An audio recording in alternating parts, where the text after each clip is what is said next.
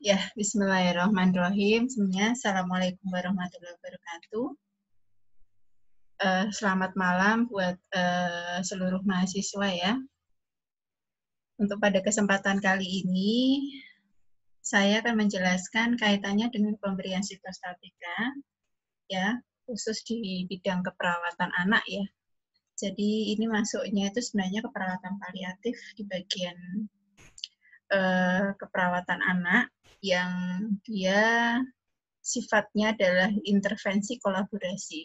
Ya, kenapa disebut kolaborasi? Karena pemberian obat ya, obat sitostatika akan melibatkan 3 profesi, yaitu dokter atau tenaga medis, terus kemudian farmasis dan perawat itu sendiri. Ya, nah untuk perawat kita bertugas dalam caring ya, artinya pemberian obat kepada pasien. Jadi harus langsung bertemu dengan pasiennya, dan kita harus wajib memberikan caring ya, caring kepada pasien.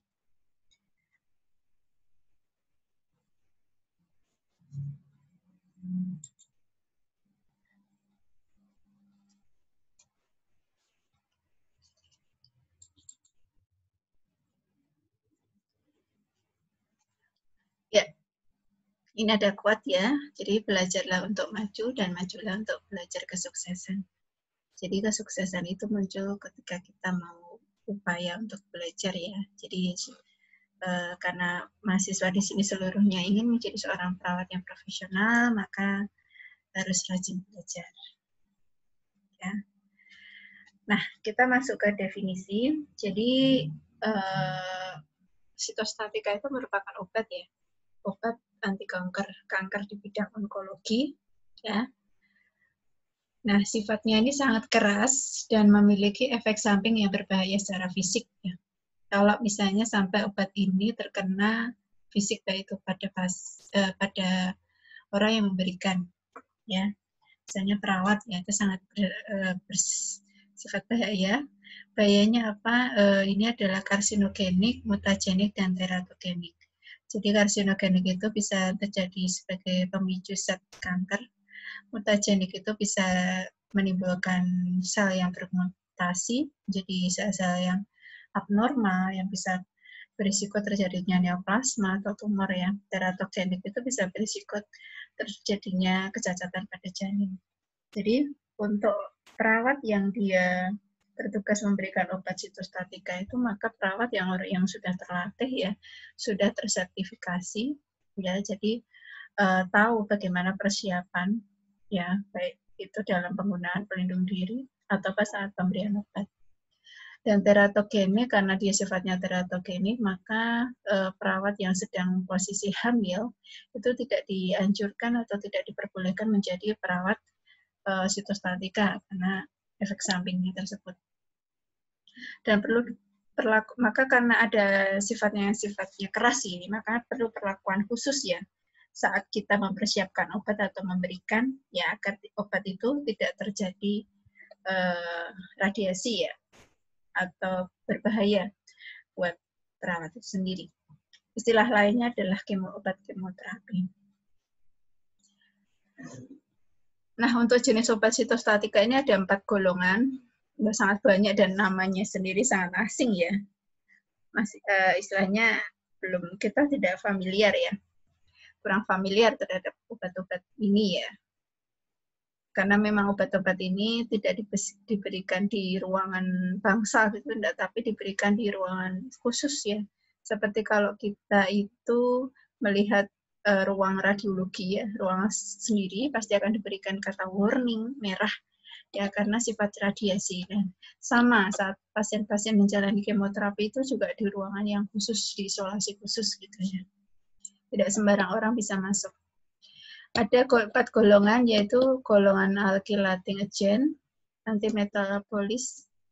Golongan antimetabolit ada beberapa namanya, nanti bisa dibaca ya. Terus ada golongan plant alkaloid, vincristine, ya, golongan hormon. Jadi ada 4 golongan obat, ya, begitu banyak sekali, dan setiap obat ini memiliki efek samping yang berbeda-beda. Nanti akan saya jelaskan efek sampingnya. Dalam pemberian sitostatika itu ada 4 fase. Ini fase pemberian obat ya, ada fase induksi, konsolidasi, reinduksi, dan maintenance. Tergantung dari tingkat keparahan pasien, apakah termasuk dalam kasus onkologi yang standar risiko atau high risiko. Misalnya pada pasien dengan stadium 1, 2, pasien dengan stadium kanker 3, 4 itu berbeda ya dengan kemoterapi yang masih dia risikonya masih rendah. Risiko di sini tergantung kalau pada pasien kanker itu adalah metastasenya. Metastase itu penyebaran sel kanker ya, sel kanker ya kalau nanti bisa kita lihat sendiri kalau fase 3 dan 4 itu sudah terjadi metastase mungkin ke kelenjar getah bening atau ke organ-organ inti kayak gitu. Maka pemberian kemoterapinya pun dari durasi lama, yaitu berbeda dengan pasien dengan resiko yang standar kayak gitu.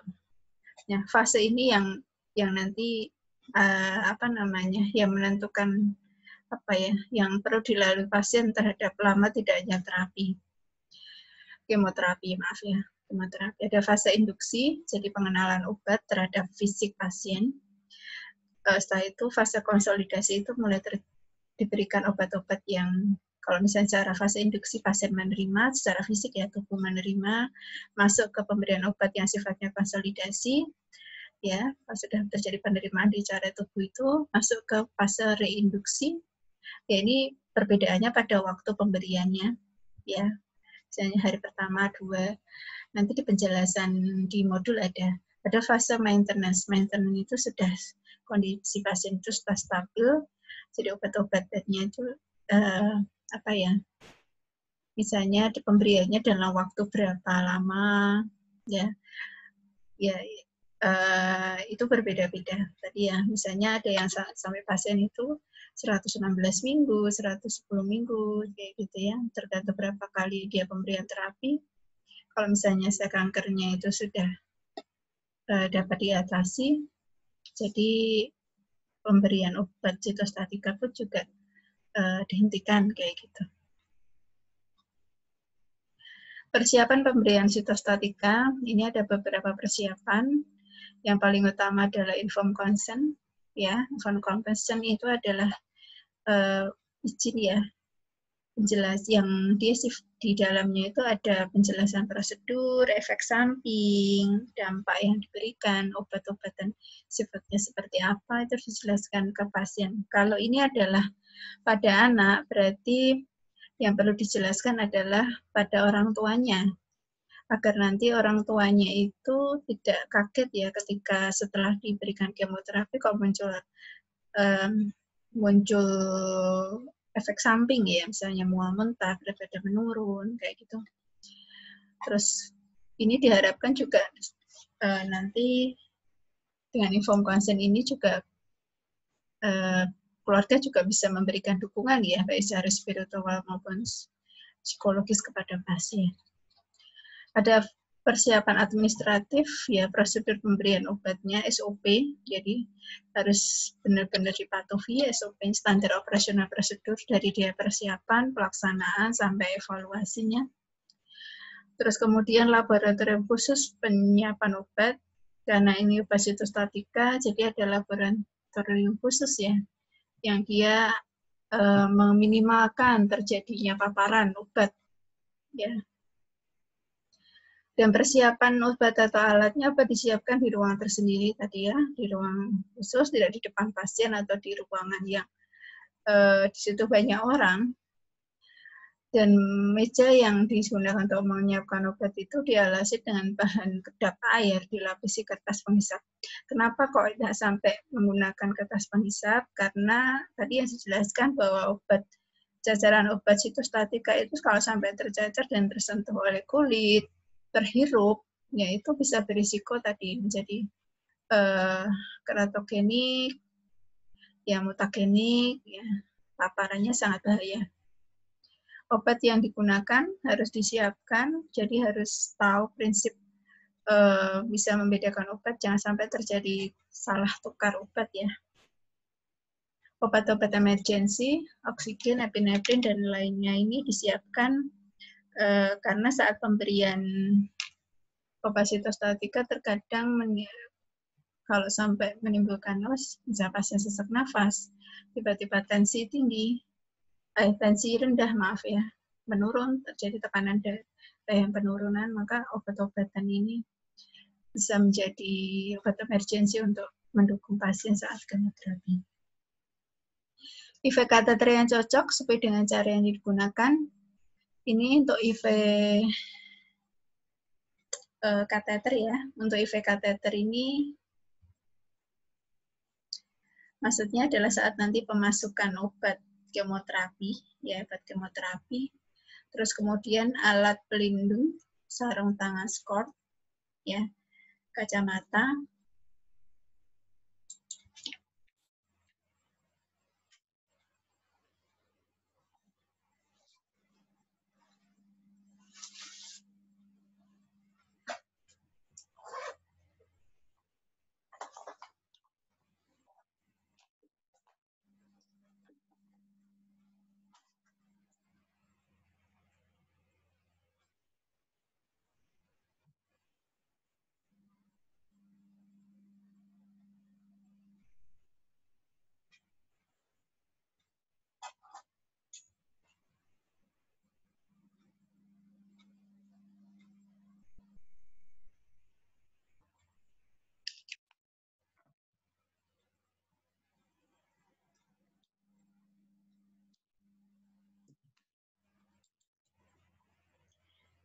Ya, kita lanjutkan ya.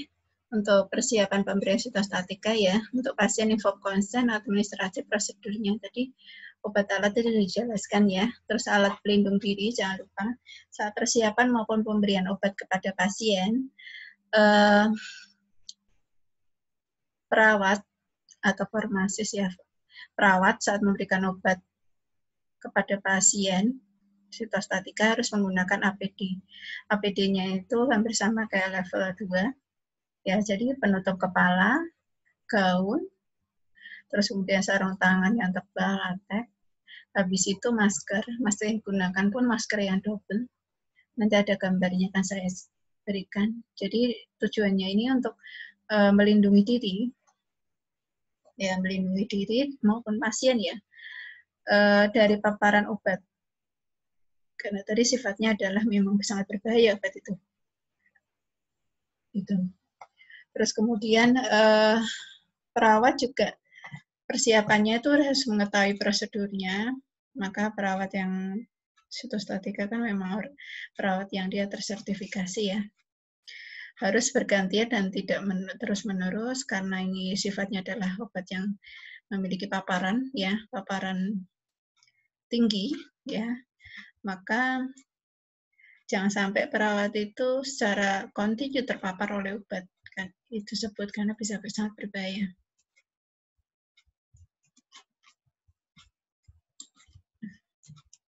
Nah, alat yang disiapkan itu obat sitostatika sendiri, ya tergantung dari kasusnya, itu berbeda-beda. Cairan NaCl 0,9% untuk mengoplos dengan obat sitostatika APD sendiri, ya. Sebut 5 cc dan 10 cc. Untuk 5 cc untuk pengambilan obat, 10 cc untuk mengoplos, infusas ya untuk pemberian obat, alkohol swab untuk disinfeksi daerah penusukan, dan label obat. Label obat ini tujuannya agar tidak terjadi kesalahan dalam pemberian obat di antara pasien. Tahap persiapannya tadi sudah jelaskan, cuci tangan, penggunaan APD, penggunaan baju pelindung, double masker. Jadi masker yang digunakan itu daerah dalam, itu masker medis, bagian luarnya adalah N95. Pelindung kepala, kacamata, dan sarung tangan steril. Jadi gambarnya seperti ini ya. Ini ruang kemoterapi yang secara bersama-sama. Jadi perawat itu harus benar menggunakan APD level 2. Ya, kayak gini. Terus pelaksanaannya, untuk pelaksanaan untuk Pemberian obat sitostatika pertama tadi ya sama, cuci tangan, pilih area penusukan yang tepat, intravena di bagian mana, lakukan dengan teknik aseptik, hindari kebocoran sarung tangan, ya karena sarung tangan ini kalau sampai terjadi kebocoran bisa berisiko terhadap paparan terhadap perawat itu sendiri. Pakai pelindung, ya tadi APD level 2, usahakan jangan ada obat yang terjajar, kalau yang terjajar itu siapkan kertas penghisap, ya. Terus jangan terlalu dekat dengan obat wajah, ya karena bisa terjadi hirupan. Buat label pada supit agar tidak tertukar obat, dan monitor kondisi pasien. Hal penting yang perlu diperhatikan bahwa pemberian obat sitostatika di ruang isolasi tersendiri, penunggu disediakan perlengkapan. Ini kalau misalnya pasiennya itu adalah anak-anak kan sering terjadi hospitalisasi ya, maka perlu adanya perlindungan bagi orang tua yang menemani, ya, disediakan baju khusus agar tidak terjadi risiko paparan. Pelaksanaan tindakan dengan teknik aseptik, melaksanakan pendidikan kesehatan pada pasien, pada keluarga ya. Jadi bisa ikut memonitor, membantu saat nanti, terutama saat ada efek samping yang muncul, pasien bisa berperan di situ. Berperannya adalah selalu mendampingi, memberikan support kepada pasien. Bila mungkin alat makan, alat medis disendirikan. Karena apa? Karena pasien dengan kemoterapi atau setelah mendapatkan sitostatika itu akan terjadi proses ketidakstabilan pada imunitas ya. Makanya sangat berisiko sekali terhadap infeksi. Gitu. Makanya perlu dari alat makan disendirikan. Terus saat pemberian obat, ini bukan hanya obat sitostatika saja, tetapi juga seluruh pemberian obat harus diperhatikan 8 prinsip benar pemberian obat. Ya, setelah itu ada perhatian obat yang dia termasuk LASA, look alike dan sound alike. Ya, jadi kelihatan obat itu kelihatannya sama, tulisannya sama, terus cara mengucapnya sama. Nah, kalau ada obat-obat seperti itu, harus dikasih label LASA, biar orang tidak, perawat lain atau perawat itu tidak salah dalam pemberian obat, mengambil obat.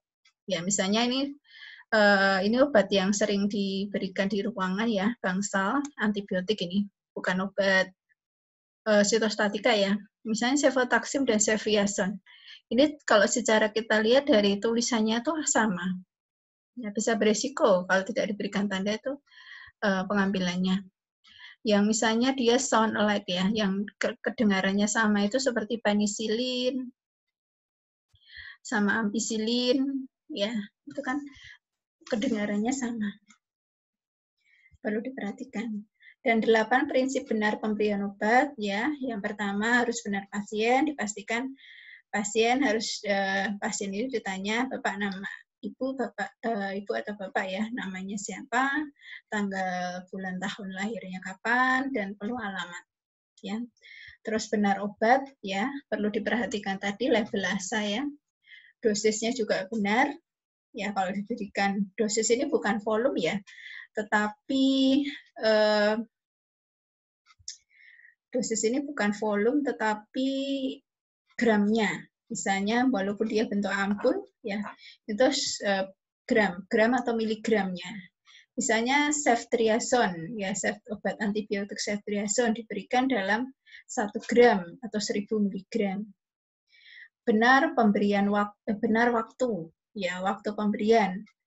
Kita mengenalnya dalam sehari itu 3 kali, 2 kali atau sekali. Jadi per 8 jam, per 12 jam atau per 24 jam. Terus kemudian benar rute diberikan secara intravena, intramuskular, subkutan, ya, atau intrakutan. Nah, maka penulisan dosis itu di dokumentasi biasanya kita tuliskan misalnya ceftriaxone 1 gram per 8 jam per IV. Jadi penjelasannya ceftriaxone diberikan dalam dosis 1 gram atau 1000 mg diberikan per 8 jam, berarti sehari 3 kali ya, dan diberikan melalui intravena. Terus kemudian ada informasi, jadi benar informasi. Sebelum pemberian obat ini, perawat harus wajib memberikan informasi ya kepada pasien. Kalau untuk sitostatika memang kita menyiapkan obatnya tidak di depan pasien ya, karena ada ruang khusus untuk menghindari paparan. Tapi harus diinformasikan nama obat yang kemungkinan bisa terjadi efek sampingnya apa, gitu, agar pasien tidak kaget nanti kalau ada efek sampingnya ya, dan tidak salah dalam pemberian obat. Terus kemudian respon, benar respon, jadi pastikan saat memberikan obat itu ada respon, itu kita harus mengedukasikan kepada pasien untuk memberikan keterangan respon. Misalnya setelah pemberian obat sitostatika, efeknya adalah mual dan muntah. Maka pasien harus menyatakan memang dia mual dan muntah, itu edukasi untuk menyatakan yang benar. Terus kemudian misalnya terjadi karena ada sifat yang iritatif terhadap pembuluh darah, makanya akan menimbulkan nyeri kayak gitu betul di tangan. Karena lewatnya kan lewat intravena. Maka itu juga harus diinformasikan dengan benar. Setelah pemberian tadi 7B, maka sekarang terakhir adalah benar dalam dokumentasi.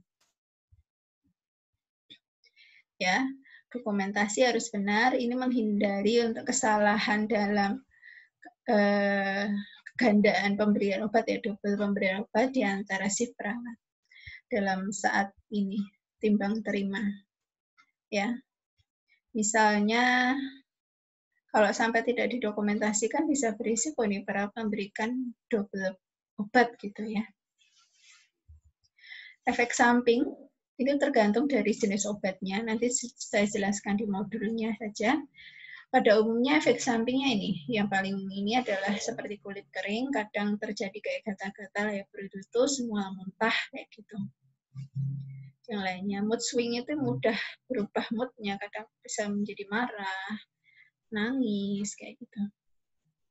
Ini sumber YouTube, sumber informasi yang mungkin bisa dibuka dan dipelajari. Sekarang saya beralih ke modulnya, ya. Di halaman 60 untuk sitostatika.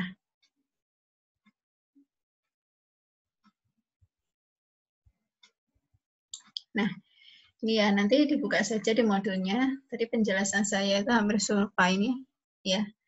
Jadi karena kita bukan perawat yang spesifikasi atau spesialisnya di bidang itu ya, karena harus sertifikasi ya, punya sertifikat. Yang penting kita sebagai perawat itu tahu ya, pernah mengenal lah, pernah mendengar, tahu tentang obat-obat sitostatika dan apa itu sitostatika ya. Jadi nanti ketika di lahan, oh ya tentang sitostatika itu seperti ini. Bu Yani juga nggak hafal ini ya semuanya, dari obat-obat itu begitu banyak sekali gitu ya, dan asing-asing. Nah ini tadi ya, fase pemberian obat. Ini contohnya pada kasus anak dengan leukemia. Ada fase induksi, ya ini pemberian obatnya diberikan dalam berapa hari, di hari keberapa gitu. Nih. Ada fase induksi, ada berbeda obatnya itu. Obatnya berbeda-beda ya. Tergantung nih, obat statis yang sudah saya jelaskan di awal tergantung tingkat risiko stadium dari kankernya ya, onkologinya gitu. Terus kemudian efek samping pemberian pengobatan sitostatika tadi berdasarkan obat. Ada 6 obat. Ini ada 6 yang memiliki efek samping. Yang pertama vincristine, ya ini secara umumnya itu kepada otot ya, otot menjadi paralisis, kelemahan kayak gitu, kram pada otot, perut, nyeri. Dexamethasone, nah dexamethasone ini efeknya adalah glukokortikoid ya, Jadi dia lebih pada meningkatkan metabolisme lemak dan glukosa. Jadi makanya pada pasien-pasien dengan habis kemoterapi itu terkadang terjadi penurunan berat badan karena glukosa di otot ya, yang disimpan di otot, lemak di otot itu akan dibakar. Ya, makanya akan terjadi penurunan berat badan. Asparaginase, ini efek sampingnya, ya panas, mungkin nausea, vomitus. Yang penting ini ya, dia menimbulkan nausea, vomitus. Metotresat, ini juga menimbulkan nausea dan mual ya, nausea itu, vomitus untuk muntah. Daunorubicin, ini juga menimbulkan mual dan muntah. Terus kemudian ada stomatitis. Stomatitis itu sariawan ya. Terus 6 mersaptopurin, 6 MP. Itu efek sampingnya juga nausea dan vomitis dan stomatitis. Jadi obat yang sifatnya menyebabkan mual dan muntah itu dari 6 ini ada 4 ya. Terus kemudian yang menimbulkan stomatitis itu ada daunorubicin dan 6 mersaptopurin, jadi harus dihafal ya, kemungkinan nanti keluar di evaluasi. Terus obat yang menimbulkan peningkatan dalam metabolisme itu dexamethasone dan vincristine itu kaitannya dengan kelemahan ya, kelemahan otot. Ini ya, yang bisa saya jelaskan. Itu nanti bisa dibuka modulnya, selebihnya mungkin nanti kalau ada pertanyaan bisa ditanyakan di chat, baik itu WA ataupun YouTube ya. Terus kemudian nanti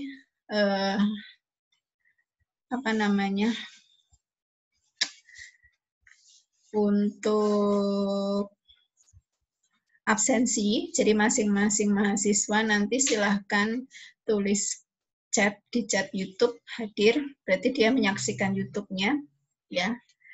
Saya anggap itu sebagai hadir, ya sebagai validasi. Tapi kalau tidak melakukan chat di situ, saya anggap dia tidak hadir untuk melihat, ya memberikannya jangan lupa like ya, like ataupun komen di YouTube-nya. Ya, demikian untuk penjelasan saya. Semoga bermanfaat. Nanti kita ketemu insya Allah di evaluasi. Ya, nanti kalau ada pertanyaan silahkan ditanyakan di grup. Oke, demikian saya akhiri ya. Barakallahu fikum. Wassalamualaikum warahmatullahi wabarakatuh.